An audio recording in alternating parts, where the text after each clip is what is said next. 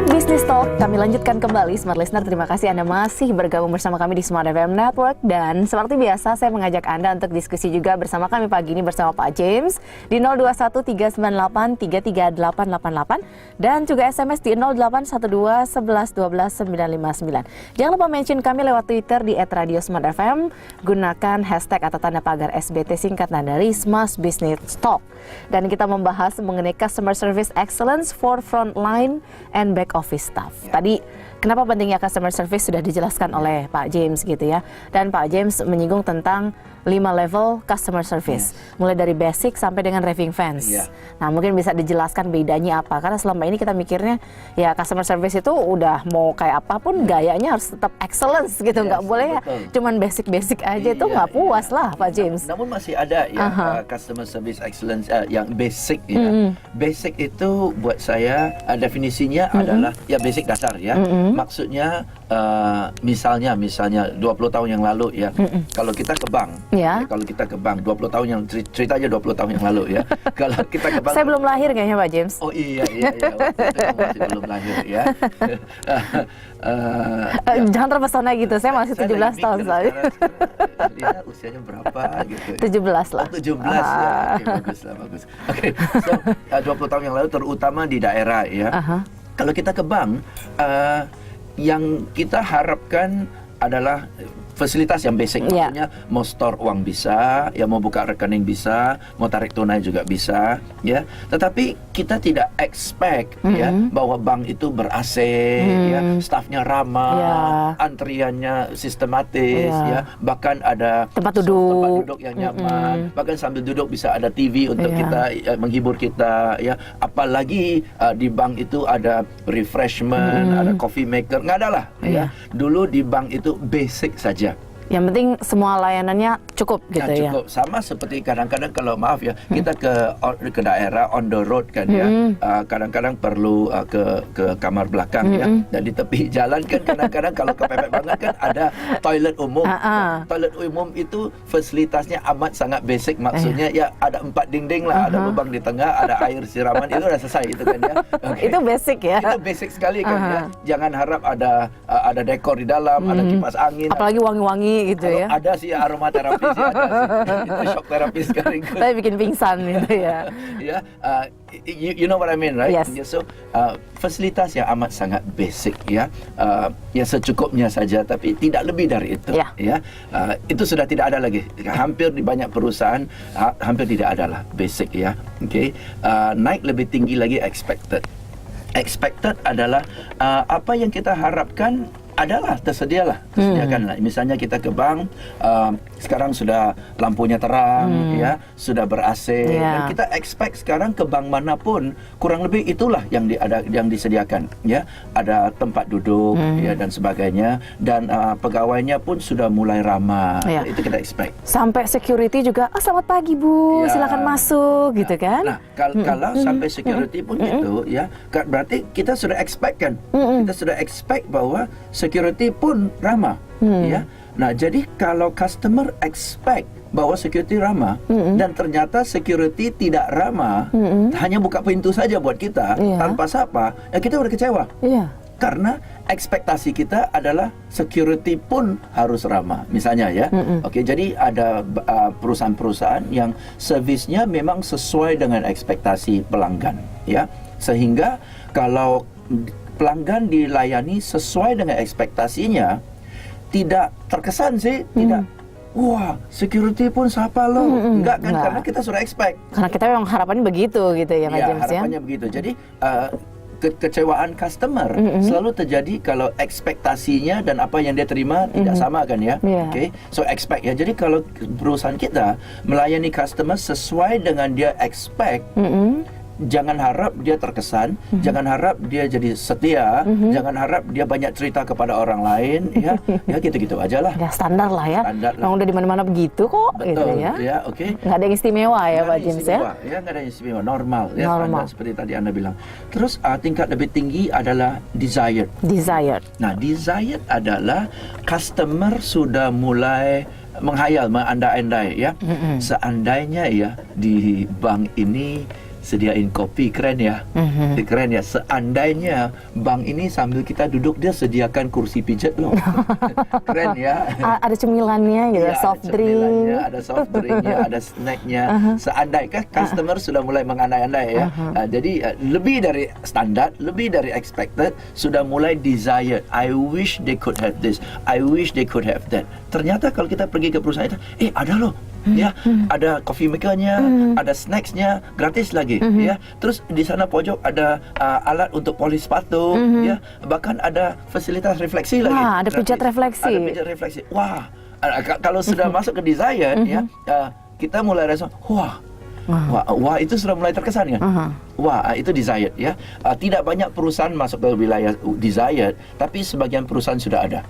Yang with desired berarti dia sudah mulai menjawab imajinasinya, penghayalannya. Hayalannya customer, Hayalannya gitu ya. customer. Wah, ternyata di sini enak ya, gitu ya. Customer udah bilang gitu ya, Pak Kalau James. customer sudah rasa begini, dia sudah mulai cerita-cerita ke teman kan. Iya. Kamu tahu nggak, saya ke bank itu, keren loh, ada kursi pijat loh, ada refleks. Dia sudah mulai cerita kan. Iya. Jadi kalau kita mau customer kita cerita hal-hal yang baik tentang kita, tidak cukup memuaskan kan. Expected nggak cukup kan. Iya. Harus masuk minimal ke wilayah desired. Oke. Iya. Tapi banyak nggak sih Pak James yang yang ibaratnya tahu nih apa yang dihayali, apa yang diandai-andaikan sama customernya, banyak nggak sih perusahaan yang udah sadar tentang hal itu? Enggak, banyak perusahaan tidak kan paling nggak sadar. ya udahlah penuhin standar SOP aja udah cukup lah gitu kan. Itulah masalahnya kan. Ya, banyak perusahaan tidak sadar ada wilayah desirednya. Ya, dia kira standar sudah cukup. Ya, dan kalaupun mereka sadar, tadi Lina bilang udah benar ya, tepat sekali. Kalau kita mau masuk ke wilayah desired, kita harus menempatkan diri kita di posisi pelanggan kan ya. Kalau saya adalah pelanggan, apa yang diandai-andaikan oleh pelanggan, ya kan? Apa yang dihayalkan oleh pelanggan, ya. Bukan apa yang diharapkan, tapi apa yang dihayalkan oleh pelanggan, baru kita sediakan itu. Dan sediakan itu biasanya budgetnya lebih tinggi. Nah, mau nggak ngeluarin budget lebih tinggi? Fasilitas refleksi lah, kursi pijat lah, coffee maker lah, kan. Ya. Lebih murah kan expected. Selamat pagi Bu, ada yang bisa saya bantu tapi kena kopi lah ya. Mau kopi bayar lah ya, gitu ya. Maaf Bu, nggak ada loh. Ya kan? Ya, jadi masuk ke desired itu sudah perlu extra effort. Ya. Usaha yang benar-benar serius gitu ya. Serius kan, bersungguh kan. Ya. Dan biasanya dua masalah. Satu, frontline sadar, tapi manajemen nggak mau. Ya. Kedua, manajemen mau, tapi frontline anggap ujung-ujung siapa yang bikin kopi? Saya lagi kan? Saya lagi kan? Ya, sudah harus angkat telepon, harus terima tamu, bikin kopi lagi. Waduh. Terlalu banyak kerjanya. Little salary no up. Kan malas Betul ya? Jadi, ada dua sisi yang nggak ketemu. Oke. Ya, ini nih emang PR banget gitu buat perusahaan. Ketika ingin menambah service, apakah mereka mau menambah budget? Seringkali kan kalau bisa semua biaya operasional dihemat. Karena perusahaan sedang tight gitu, sedang kencangkan ikat pinggang. Sementara bagian depan kan yang banyak berhadapan langsung dengan customer gitu, Pak James. Lalu bagaimana menyesuaikan dengan situasi perusahaan yang sedang gonjang-ganjing atau misalnya sedang tidak terlalu sehat. Sementara layanan kan kepada pelanggan harus tetap excellence kan? Yes. Contoh ya, karena mereka lihat fasilitas tambahan ini sebagai ekstra kan ya, extra effort, extra cost, ya. Tapi kalau kita pikir-pikir, ya, untuk mendatangkan pelanggan ke perusahaan kita, untuk mendatangkan pelanggan untuk mau tanya-tanya atau beli dari kita, kan kita sudah harus keluarkan marketing budget, ya, pasang iklan di mana-mana itu kan duit. Ya, setelah sudah marketing budget, ya, ada sales budget lagi.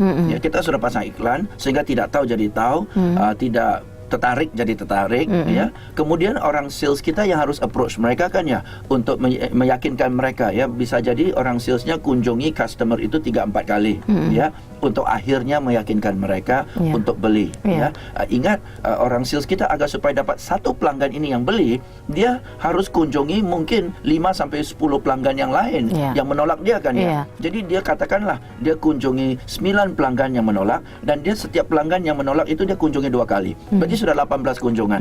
18 kunjungan plus pelanggan ini yang akhirnya beli 3 kunjungan, 21 kunjungan, 20 kunjungan. 20 kunjungannya orang sales baru dapat 1 order kan? Iya. Jadi 1 order ini adalah hasil dari 20 kunjungan di mana 9 menolak dia kan. Iya. Nah, kunjungan itu bayar nggak? Bayar. Salesman lakukan kunjungan itu digajiin nggak? Digaji. Ya, terus dapat 1 order ini, salesman dapat komisi nggak? Dapat komisi. Kalau akhir tahun capai target semua, ada bonus nggak? Ada. Insentif tour ada kan ya? Itu duit semua loh itu. Iya. Hitung-hitung, kita pasang iklan misalnya 20 juta, untuk 20 juta 20 orang yang telepon. Berarti 1 orang itu costnya 1 juta loh. 1 juta cost, belum lagi itu marketing cost ya 1 juta, belum lagi sales costnya ya. Sales costnya katakanlah 1 juta lagi. Berarti untuk dapatkan 1 pelanggan 2 juta. Banyak perusahaan nggak sadar, banyak frontliner nggak sadar, banyak back office nggak sadar, sehingga customer marah sedikit aja, rese ya, bikin kopi lagi. Padahal dia nggak sadar bahwa the company has spent 2 million to 5 million to get one customer, that customer in front of us. Jadi dapetin customer tuh mahal gitu ya. Jadi harus dijaga, dirawat customernya. Ada masalahnya, banyak perusahaan tidak hitung serincinya itu kepada supaya karyawannya bisa lihat, sehingga karyawannya tidak lihat bahwa customer mahal. Iya, sehingga harus dijaga. Karena kalau kadang-kadang customernya udah banyak, udah bejibun, berlimpah gitu ya, Pak James ya. Banyak kan dicuekin, Pak James. Ya udah kalau nggak mau ya pergi aja gitu kan. Kadang-kadang kan pikirannya gitu. Semakin keteteran, semakin nggak bisa layani kita. Nggak terlayani dengan baik. Terus gimana dong? Itu kan problem-problem yang sering muncul ya Pak James ya. Mulai dari anggaran yang dari perusahaan mungkin tidak dikeluarkan untuk maintenance customer, terus customer yang udah kebanyakan akhirnya tidak terlayani dengan baik gitu kan. Nah itu kan persoalan-persoalan yang sering kali kita lihat di lapangan seperti itu gitu kan, kaitannya dengan keberadaan customer service. Nanti kita akan bahas ya Pak James ya, tapi sebelumnya kita harus jeda dulu untuk beberapa informasi komersial berikut. Dan kalau misalnya Anda punya persoalan ataupun hal-hal yang kaitannya dengan customer service, silakan langsung SMS kami ya di 0812 11 12 959 atau di line telepon 021 398 33888. Kami akan segera kembali.